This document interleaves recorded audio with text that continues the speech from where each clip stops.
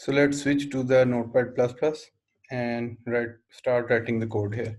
So I've already write the code and I just copy from my code snippet. Here you see the first program, which is a class, and in this class I have a static void main method. We will discuss all these terminologies later on. And in the static void method, we have the system.out.println, which is only printing the hello world.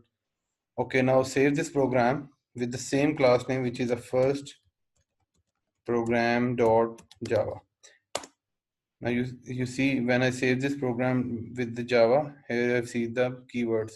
So now go to that path, Java, and here I have the Java program. Just copy this path and open the command line.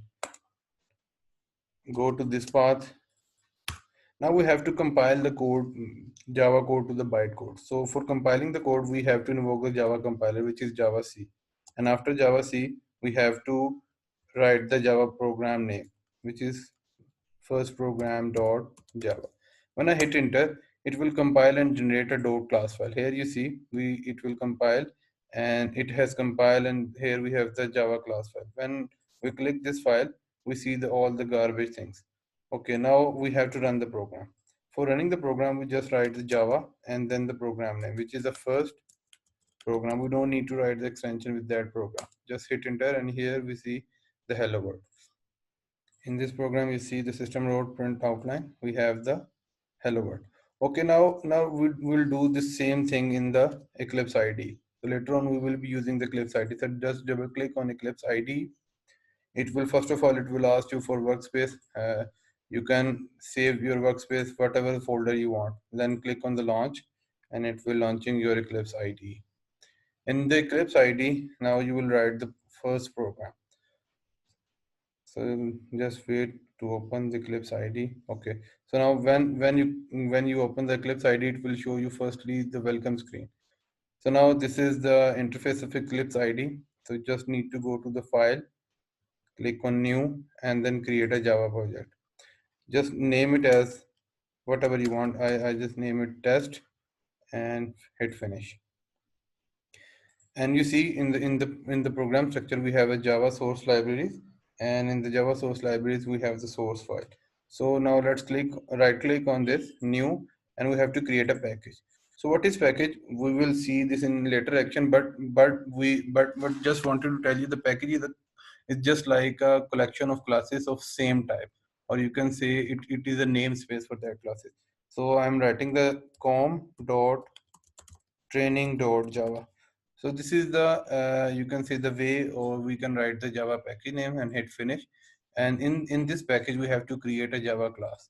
For Java class, we will write a first program and hit next.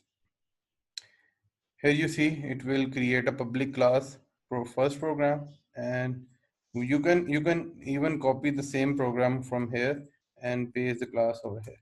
So here I have just writing the same program that we did earlier. So just save this and run the program by hitting this green button. When you click, you see the hello world is here. So now let's see what is in this class thing. So here you see the first one is which is a public.